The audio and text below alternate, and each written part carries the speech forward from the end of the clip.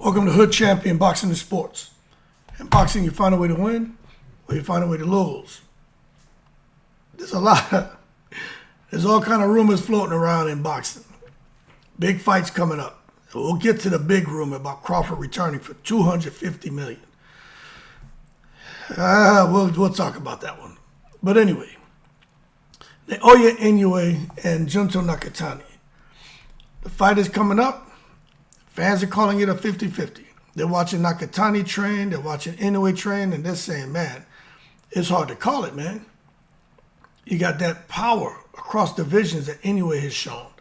The precision, the killer instinct, proven against champions. They're like, we just can't see him losing. Then they talk about Nakatani. He got a bigger frame, sharp counterpunching, southpaw advantage. They're like, how is Inoue going to get in close on this guy if he fights tall? And they say that's why they call it a 50-50, because Inoue has the experience, the finishing ability, the speed to dart in and out and land his shots. And it only takes one, but then Nakatani has got the size, the time, and he's got the patience. You know? And they're like, shit, we're kind of edging towards Inoue because he's proven this consistently at the highest level, under pressure. And if there's an opening, he's going to get the finish. But they're like, you know, there's something that we want to mention is Nakatani's size.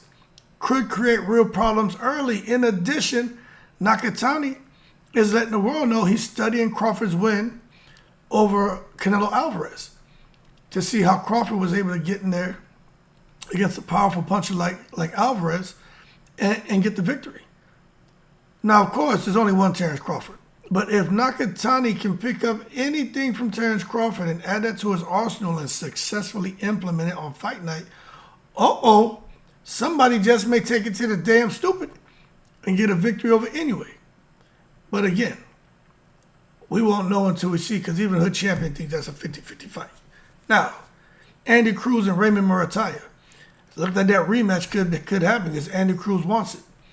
But I'm going to tell you again, man, in Cruz, he got the Olympic pedigree, technical dominance, ring IQ, but Murataya just it's the pressure, the power, the durability. If Cruz is going to win, he's got to put some torque on those shots. He got to hit Murataya with some power, something to make Murataya think twice, maybe even drop him. You know what I'm saying? So with Cruz and Murataya, if I was to predict a rematch, I don't know. I got to go with Murataya unless Cruz can show that he's got the power to hurt Murataya, to slow him down. Because I think that's what created problems last time. When it came to clean boxing, controlling the pace, hard to hit clean. I mean, that was Cruz up until he started to fatigue a bit and Murataya started cutting that ring off and landing more shots down the stretch. He just was outworking him and landing the cleaner shots. Cruz looked to be unraveling a bit. So in the rematch, I don't know. I understand. I like Andy Cruz. I'm rooting for him to win, but I just got to go with Murataya.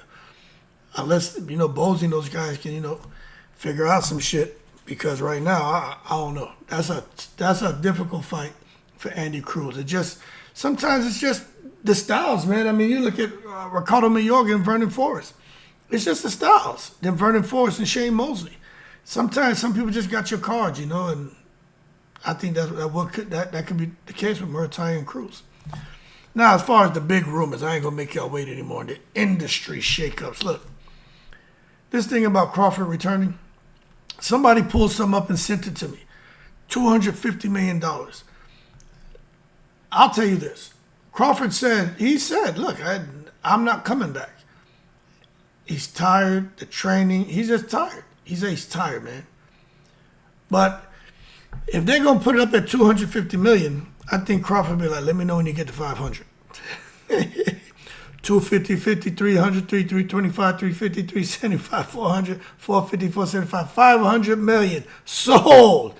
Terence Crawford be like, shit, I'll dust off these running sneakers and these gloves. I'll be my ass right back in another one of those difficult training camps. But I just don't see it. So that's a massive number, man. Even for Turkey Al-Sheikh. $250 million? And it'll be a Canelo rematch is what they told me. I just don't see it. Crawford being gone, has that created more of a demand to see him? Yes. This will be a global event. It will be a big deal. But I'm just telling you, man, I think all that shit is exaggerated. I don't think it's true. Crawford is retired, man, and he was positioned as, arguably the best fighter pound for pound. I just can't see Crawford. Once you mentally check out, it's hard to check back in. I'm telling you as a guy who's retired, not from boxing, but who's retired. I mean, you get to a point to where you're tired, man. Once your money's right, your family's taken care of, your kids are straight, you ain't got time for it. As long as everybody stays financially disciplined, don't be like Mayweather. Everybody should be able to breathe in case something happened to you. Everything shouldn't miss a beat, right? So yeah, I don't think there's any truth to that shit. But if they offer the man 250, I don't think he would take it. You get that shit up to 500 million, I know Crawford will return back. He like, I don't care what y'all say, I'm back. But 250, I don't think that's enough. Now, Lawrence Okoli, this dude, we just got to let it play out. There's a pet allegation fallout. He failed a pet test. So the entire card that he was on, the whole thing's been canceled. And that's a big time financial hit, man. But when you start failing pet tests, immediately fighters' credibility gets questioned, the promoter's trust gets compromised, and fans lose confidence in you. But I'll say let it play out. You just never know. Just let it play out. But for it to come out of the UK, especially after Dr. Usman Sajjad said years ago, all the UK fighters, for the most part, are on some they're all cheating. And he's like, it's so easy to pass these tests. So when you got a guy who's from out that way, who's actually a doctor, who's openly bragging and laughing at the system, saying it's so easy to cheat and get away with it. When you see UK fighters popping now, I can't help but wonder, like, hell, is this something that the doctor was talking about? Or was it just something innocent? He posted an image about him being injured or something from a surgery on some shit. To me, he shouldn't have posted anything. I wouldn't have. I wouldn't have said anything. I just let it play out. Innocent or guilty, I wouldn't have said nothing. You just sometimes people got to take a deep breath, man. 24 hours, 48 hours, 72, and then think about how you want to approach it. But I wouldn't say anything. Leave people guessing. But that's just my opinion. Now, Richardson Hitchens, he has dropped his trap at 140. He's moving to 147. He signed to Zuffa, but he's going to 147. It looks like he could be fighting Conor Benn. It's supposed to be Ryan Garcia next, and then Conor Benn and Richardson Hitchens could be a fight after that, even if Conor Benn loses. But Richardson Hitchens is too tall, man, to be getting down to 140, and he can't make the weight anymore. So 147 is a good move for him. And I'm curious to see who they put him in the ring with. If he's going to be another Zuffa fight at 147, I don't know. But Richardson Hitchens is a pretty big name. He can't move down the ladder, but him going to 147 makes sense. The weight cuts at 140 will becoming harder. And there could be more opportunities at welterweight, but I wonder if the Zuffa fighter can fight fighters outside of Zuffa. 147-pound division is stacked. We just got to wait and see how it plays out, but he's probably going to get some opportunities, but the competition is probably going to be very difficult because Dana White and Turk Al-Sheikh, they want 50-50 fights. Now, talking about fighting, Virgil Ortiz and De La Hoya in the mediation, this shit is sad to see, man. Virgil Ortiz should have probably fought twice already this year. But, the contract, promotional dispute, it's up in the air, man. I don't see him fighting. If they can resolve things, maybe the end of the year, but I don't see him fighting anytime soon. His schedule is trashed. His career trajectory is destroyed. And this is business, man. It's not boxing skill. But this matters long term because where is he going to be at mentally? What if they come out having to pay De La Hoya money? You know what I'm saying? This could be all bad for Virgil. And the whole 154-pound division is being shaken up right now. And everybody's active and bubbling and fighting. Virgil's the only one out here in the breeze. But hey, lesson learned for him and his team. Whatever the contract said for De La Hoya, you would think they should have just followed the contract or try to have a discussion with De La Hoya, no behind-the-back bullshit. But that's what happens when you're out here doing shady business. What it sounds like, I could be wrong, but that's what it sounds like. And if for De La Hoya, I don't know why. It's a big deal. If you got your guy who's going to go over here and make a bunch of money and get a guarantee, why wouldn't you be cool with just saying, okay, you want to go get that? Well, this is what I was going to pay you. This is what were the profit margins we were projecting. Excuse me. You'll give me that, and you go do what you want as long as I get this. So if De La Hoya was expecting to make $2 million off of the fight, Well, maybe they're like, you give me $2 million, go do what you want. You know? So I don't know what happened there. Everybody's talking, and Virgil has his side, D'Lo has his side. The bottom line is, I'm not seeing Virgil Ortiz fighting, and that annoys me because he can scrap. And I was looking forward to him in Boots, but hey, I guess it wasn't meant to be. And maybe they can have that fight after Boots and Zayas fights. And I don't know who's going to win that. I'm leaning towards Boots, but Zayas gets busy. That's a 50-50 fight. Now, talking about shock and awe, goddamn, Conor McGinn could be back to the UFC and in boxing in Zuffa? What? Now, I'll tell you this. He's still a massive draw. No matter what he does, if he returns, it's going to be huge numbers. But as far as, and that's with the UFC, but as far as what the Zuffa boxing angle, that could reshape crossover fights. You know what I'm saying? We just got to wait and see. Conor McGregor doesn't seem like he's been interested in doing much of anything since the man became a billionaire, but I guess we just got to wait and see. He's going to return and do MMA and boxing. Speaking of people returning, Roy Jones Jr. is supposed to be back doing some kind of exhibition. He wants to fight I'll tell you exactly who it is. The guy's name is Theory. Let me see. I'll tell you exactly who it is. But I saw this. I'm like, Roy Jones Jr. is trying to get back in the mix. Like, are you kidding me? You know what I'm saying? What's Floyd Mayweather thinking? I mean, he can do what he wants, but I'm like, man, Floyd, don't come out here and get yourself hurt. But I'm gonna tell y'all right now what it was I saw, which blew my mind. I'm like, damn, Roy Jones is still out here trying to fight. Like, you know, you don't want to see Roy Jones get hurt. This is it right here.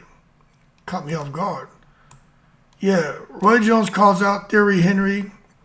Roy Jones has confirmed he's willing to fight former Barcelona and Arsenal legend Thierry Henry in an exhibition fight, with Malik Scott revealing that he will train Thierry Henry. So this is what it could be.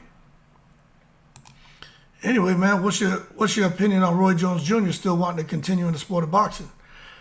I tell you what, man, his legacy is secured, but it's been somewhat tarnished because he's taken a lot of losses he should have never. He took losses in fights he should have never been in. But with exhibition, it's entertainment, not competition. It'd probably be a $1 million payday for him. Fans will watch, but expectations are different. But he can't afford to go in there and get knocked out. That's what we don't want to see.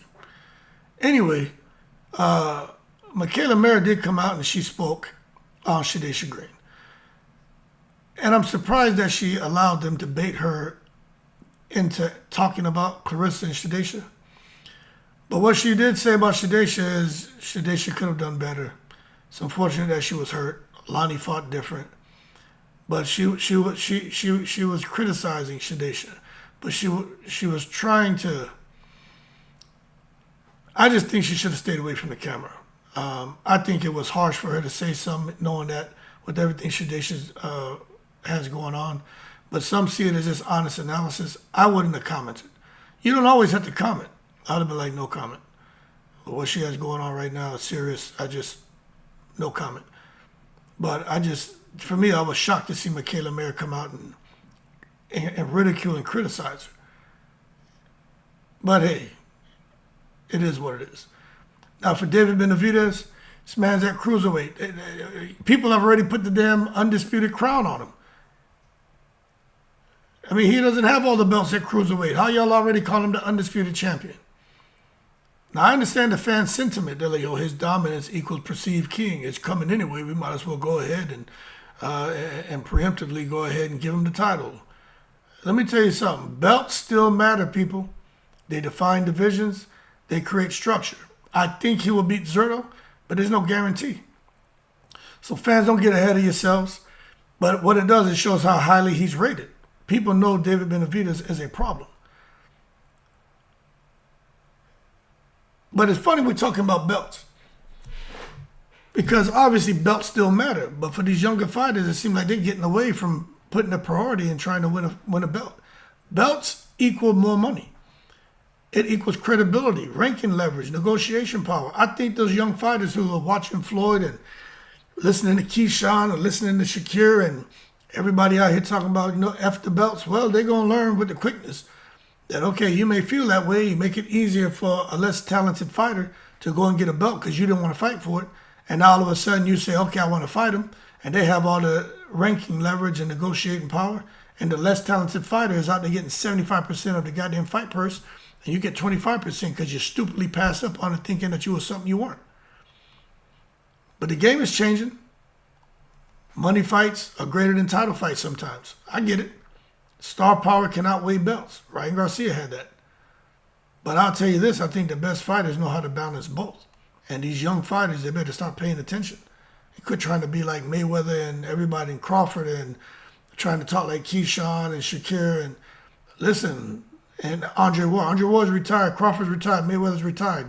I'm not saying don't listen to them. I'm just saying those guys had them belts right up there until the end of their career. And Floyd, when he became a superstar, he stopped caring. But don't be foolish, young people.